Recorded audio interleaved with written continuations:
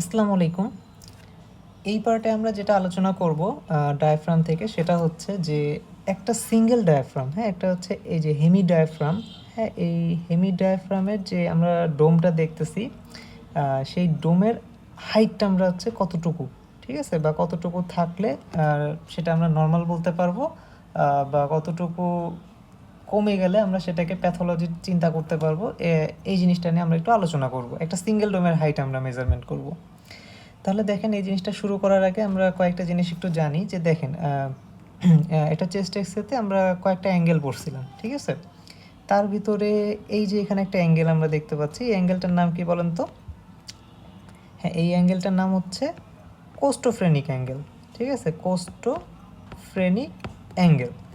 আর এই যে হার্টের সাথে যে একটা অ্যাঙ্গেল ফর্ম করে আছে, যে এখানে হার্টের সাথে যে একটা অ্যাঙ্গেল ফর্ম করে আছে, এই অ্যাঙ্গেলটার নাম কি? এই অ্যাঙ্গেলটার নাম হচ্ছে কার্ডিও ফ্রেনিক অ্যাঙ্গেল। তাহলে এই যে দুইটা অ্যাঙ্গেল আমরা ফার্স্টে দেখলাম, ঠিক আছে? একটা হচ্ছে কোস্টোফ্রেনিক অ্যাঙ্গেল এবং আর একটা হলো কার্ডিওফ্রেনিক অ্যাঙ্গেল, ঠিক আছে? তাহলে আমাদের এই মানে হাইট, একটা সিঙ্গেল ডোমের হাইট মেজারমেন্ট করার জন্য আমাদের এই দুইটা অ্যাঙ্গেলের সাহায্য কিন্তু নিতে হবে। এই জন্য আমরা এটা একটু আলোচনা করলাম ফার্স্টে। তো দেখেন, এই যে দুইটা অ্যাঙ্গেল, এই দুইটা অ্যাঙ্গেলের এখানে আমি ফার্স্টে পয়েন্ট, হ্যাঁ, দুইটা পয়েন্ট দিলাম এই দুইটা অ্যাঙ্গেলের এখানে, কোস্টোফ্রেনিক এবং কার্ডিওফ্রেনিক অ্যাঙ্গেল বরাবর হচ্ছে প্রথমে আমরা দুইটা পয়েন্ট সিলেক্ট করলাম। এটাও কিন্তু ইমাজিনারি, ঠিক আছে? এটাও আঁকাকি করা যাবে না। আচ্ছা, তারপরে হচ্ছে আমি কী করব, এই দুইটা পয়েন্টকে হচ্ছে একটা লাইন দ্বারা কানেক্ট করব, হ্যাঁ, ইমাজিনারি লাইন দ্বারা। চলেন কানেক্ট করি ইমাজিনারি লাইন দ্বারা। হ্যাঁ, আমরা এইখানে পাইলাম। তাহলে এই যে দেখেন, একটা ইমাজিনারি লাইন টানলাম এই দুইটা পয়েন্টের ভিতরে, কোস্টোফ্রেনিক এবং কার্ডিওফ্রেনিক অ্যাঙ্গেলের ভিতরে, হ্যাঁ। এবার আমরা যে কাজটা করব সেটা হচ্ছে যে আমাদের যে হেমি ডায়াফ্রামটা ছিল, এই যে হেমি ডায়াফ্রাম, হ্যাঁ, আর হেমি ডায়াফ্রামের সর্বোচ্চ কনভেক্সিটি যেখানে, সেখানে একটা পয়েন্ট দিব।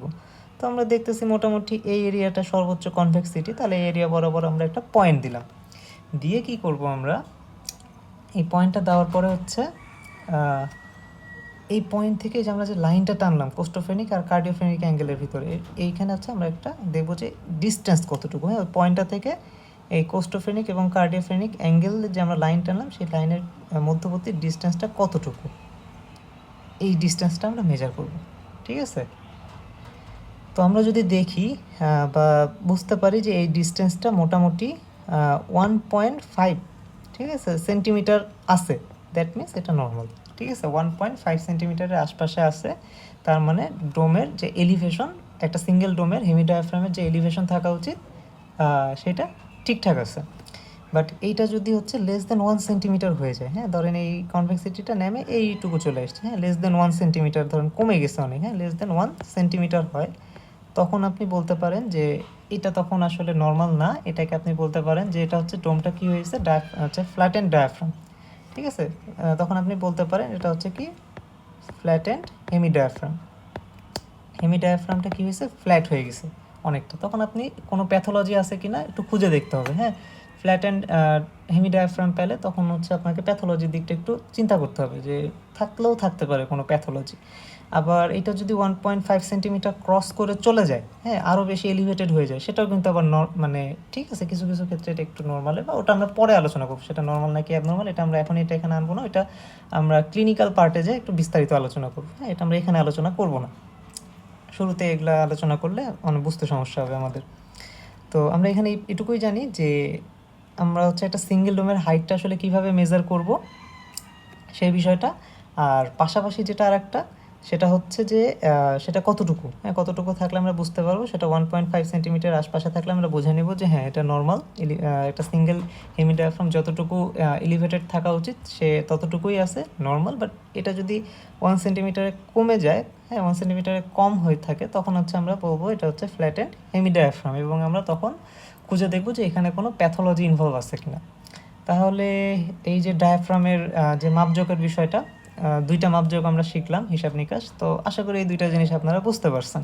হ্যাঁ, এগুলো আমাদের একটু মনে রাখতে হবে, এগুলো সোজা, একেবারেই সোজা। তো ডায়াফ্রামের মাপজোকের বিষয়, হিসাবগুলো বা বিষয়গুলো আসলে এখানেই শেষ। ডায়াফ্রামের কিন্তু আর একটা ইম্পর্ট্যান্ট জিনিস আমরা জানছিলাম, মনে আছে আপনাদের প্রাইমারি বেসিকে, ঠিক আছে, যে ডায়াফ্রামের লেভেলটা দেখে আমরা একটা জিনিস বুঝতে পারতাম, সেটা কি বলেন তো? ওই যে অ্যাডিকুয়েট ইন্সপিরেশন হয়েছে কিনা, হ্যাঁ, যে পেশেন্ট ঠিকঠাক মতো শ্বাস নিচ্ছে কিনা, এই ব্যাপারটা কিন্তু আমরা বুঝতে পারতাম। ঠিক আছে, এখানেও আমরা ওই জিনিসটা আরেকটু আলোচনা করি, চলুন। তো ব্যাপারটা যেটা, সেটা হচ্ছে যে একটা পেশেন্টকে আমরা হচ্ছে যখন ওই চেস্ট এক্সরে করতে পাঠাই, আমরা বলি যে আপনি শ্বাস নিয়ে ধরে রাখেন, ঠিক আছে, ছাড়বেন না। তো ওই সময় আমরা চেস্ট এক্সরেটা নিই, যাতে হচ্ছে আমরা এই লাং ফিলগুলো ভালো মতো পাই আর কি, এই জন্য এই কাজটা করি। তো আপনি কিভাবে দেখে, মানে একটা চেস্ট এক্সরে দেখে বুঝতে পারবেন কিভাবে যে এই পেশেন্ট আসলে এই শ্বাস নিছিল কিনা? সেটা খুবই সিম্পল। সেটা হচ্ছে যে আমরা ডায়াফ্রামের লেভেলটা দেখি, ঠিক আছে, এই যে ডায়াফ্রাম যে কতটুকু, আমরা যে এলিভেশনটা দেখতেছি সেটা আসলে কতটুকু, এই যে ডায়াফ্রামের যে লেভেল, এই রিপসের সাপেক্ষে এই ডায়াফ্রামের লেভেলটা কাউন্ট করে আমরা বোঝা যায় যে পেশেন্টটা অ্যাডিকুয়েট ইন্সপিরেশন নিছিল কিনা। সেটা হচ্ছে রিপস কাউন্টিং। আমরা যদি অ্যান্টিরিয়র রিপসের সাপেক্ষে দেখেন, অ্যান্টিরিয়র পোস্টেরিয়র রিপস আশা করি আপনাদের এখানে আর বলতে হবে না, ওটা আপনাদের এখন ক্লিয়ার হয়ে যাওয়ার কথা। তো আমরা যদি অ্যান্টিরিয়র রিপসের সাপেক্ষে চিন্তা করি, তাহলে আমরা বলি যে মোটামুটি 6 রিপস পর্যন্ত যদি যায়, ঠিক আছে, 6 রিপস পর্যন্ত যদি যায় তাহলে ঠিক আছে, হ্যাঁ, সে অ্যাডিকুয়েট ইন্সপিরেশন নিছে। যেমন এখানে আমরা দেখি কতটুকু হয়েছে। এটা হচ্ছে অ্যান্টিরিয়র হচ্ছে 1, এটা 2, এইটা 3, এইটা 4, এইটা 5, এইটা 6, এইটা 7। দেখেন 7-এ যায় টাচ করতেছে, মানে 6-এরও আর একটু বেশি। হ্যাঁ, 6-এর কম হইলে আমরা তখন হচ্ছে আবার বলতাম যে ধরেন দেখতেছি যে 6-এর পর 5-এ আছে বা 5-এরও কম, হ্যাঁ, তখন আমরা বলতাম যে না, এটা আসলে অ্যাডিকুয়েট ইন্সপিরেশন হয়নি। তো তখন আপনি, মানে যদি অ্যাডিকুয়েট ইন্সপিরেশন না থাকে, ওই চেস্ট ফিল্ম কিন্তু আপনি রিড করবেন না, ঠিক আছে, আপনি অনেক কিছু বুঝতে পারবেন না, থাকলেও বুঝতে পারবেন না। তো আমরা তখন ওই ফিল্মটা আসলে রিড করব না, হ্যাঁ, আবার করতে পাঠাবো। তাহলে দেখেন যে ব্যাপারটা কি দাঁড়াইলো, যে যদি আমরা অ্যান্টেরিয়র রিপসের সাপেক্ষে চিন্তা করি, তাহলে ডায়াফ্রামের লেভেলটা 6 রিপস বা এর বেশি থাকলে আমরা বুঝবো যে পেশেন্ট অ্যাডিকুয়েট ইন্সপিরেশন নিছে। আর এটা আমরা প্রাইমারি বেসিক পার্ট হচ্ছে আমরা ওই অ্যাডিকুয়েট ইন্সপিরেশনের ব্যাপার এটাই শিখছিলাম অ্যান্টেরিয়র রিপসের সাপেক্ষে, হ্যাঁ। আর এখন আমরা যদি পোস্টেরিয়র রিপসের সাপেক্ষে কাউন্ট করতে চাই, আমরা কি পোস্টেরিয়র রিপসের সাপেক্ষে কাউন্ট করতে পারবো না? পারবো, অবশ্যই পারবো, কেন পারবো না। তখন হচ্ছে লেভেলটা একটু চেঞ্জ হবে। আমরা যেমন 6 সংখ্যাটা করতেছিলাম, তখন জাস্ট সংখ্যাটা চেঞ্জ হবে। হ্যাঁ, আমরা পোস্টেরিয়র রিপসের সাপেক্ষে এটা কাউন্ট করে দেখতে পারি। সেটা হচ্ছে যে যদি আমরা পোস্টেরিয়র রিপসের সাপেক্ষে কাউন্ট করতে যাই, হ্যাঁ, তখন হচ্ছে আমরা দেখব যে সেটা হচ্ছে লেভেলটা হচ্ছে কত, যে সে তখন যদি আমরা পোস্টেরিয়র রিপসের সাপেক্ষে কাউন্ট করি, তখন আমরা দেখব যে ডায়াফ্রামের যে লেভেল, ঠিক আছে, সেটা হলো 10th রিপস অথবা এর বেশি থাকতে হবে, ঠিক আছে, ডায়াফ্রামের লেভেলটা 10th রিপস অথবা এর বেশি।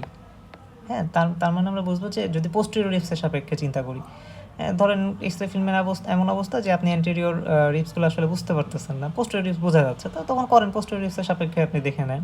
হ্যাঁ, তো সেটা 10th রিপস বা এর বেশি থাকলে আপনি বুঝবেন যে হ্যাঁ, এই পেশেন্ট অ্যাডিকুয়েট ইন্সপিরেশন নিছিল। তাহলে আমরা চলেন পোস্টেরিয়র রিপসের ব্যাপারটা আসলে দেখে নিই। তো পোস্টেরিয়র রিপসের ব্যাপারটা হচ্ছে দেখলে ফার্স্ট আমরা হচ্ছে যে দেখি কোথা থেকে শুরু করা যায়, কোথা থেকে শুরু হলো। হ্যাঁ, এইটা হচ্ছে আমাদের ফার্স্ট, হ্যাঁ, এই যে এক, ঠিক আছে, 1, 2, 3, 4, 5, 6, 7, 8, 9, 10, ঠিক আছে। মোটামুটি এই যে 10th রিপসের কাছেই এসে দেখেন শেষ হয়েছে, ঠিক আছে, একদম 10th রিপস টাচ করেই আছে। তার মানে এখানে আমরা বুঝতে পারতেছি যে হ্যাঁ, এখানে 10th রিপস টাচ করেই আছে, হ্যাঁ, এই যে দেখেন 10th রিপস টাচ করেই ডায়াফ্রামের লেভেলটা আছে। তার মানে এখানে এটা নর্মাল, হ্যাঁ, পেশেন্টটা অ্যাডিকুয়েট ইন্সপিরেশন নিছে, ঠিক আছে। এটা হচ্ছে আমরা পোস্টেরিয়র রিপসের সাপেক্ষে যদি হিসাব করি, হ্যাঁ, পোস্টেরিয়র রিপস হচ্ছে সবচেয়ে ভালো দেখতেছেন যে শ্যাডোগুলো আপনারা, ওগুলো হচ্ছে পোস্টেরিয়র রিপস। আর যেগুলো আমরা আবছা আবছা দেখতেছি ওগুলো হচ্ছে অ্যান্টিরিয়র রিপস, ঠিক আছে। তো অ্যান্টিরিয়র রিপস পোস্টেরিয়র রিপস আমি এখানে দেখালাম না, ওটা আমরা ওই পার্টে বেশ ভালোভাবে আলোচনা করছিলাম। তাহলে ডায়াফ্রাম সম্পর্কে মোটামুটি এই ইনফরমেশনগুলো আমরা মনে রাখলে আমাদের চেস্ট এক্সের জন্য এনাফ। সেটা হচ্ছে যে ডায়াফ্রাম বিভিন্ন হাইট মেজারমেন্ট আমরা শিখলাম এবং জানলাম যে কখন আসলে নর্মাল বলতে পারবো বা কখন হচ্ছে আমরা প্যাথোলজি চিন্তা করব। আর অ্যাডিকুয়েট ইন্সপিরেশনের যে এটা ইম্পর্ট্যান্ট একটা ইম্পর্ট্যান্ট একটা জিনিস ফিচার, সেটা হচ্ছে যে আমরা ডায়াফ্রাম দেখেই কিন্তু বুঝে নিতে পারবো যে পেশেন্ট অ্যাডিকুয়েট ইন্সপিরেশন নিচ্ছে কিনা। হ্যাঁ, অ্যাডিকুয়েট ইন্সপিরেশন যদি না নেওয়া থাকে সেক্ষেত্রে কিন্তু আমরা ওই চেস্ট এক্সরেটা রিড করব না। হ্যাঁ, এটা আমাদের একটু মনে রাখতে হবে। এবং আমরা হিসাবটাও আরেকবার একটু দেখে নিলাম এখানে যে অ্যাডিকুয়েট ইন্সপিরেশন আসলে আমরা কীভাবে বুঝতে পারবো। ওই একদম প্রথম প্রাইমারি বেসিকে আমরা শুধুমাত্র অ্যান্টেরিয়র রিপসের সাপেক্ষে দেখছিলাম, এখানে আমরা পোস্টেরিয়র রিপসের সাপেক্ষেও দেখে নিলাম। তো লেকচারটা এই পর্যন্তই। আসসালামু আলাইকুম।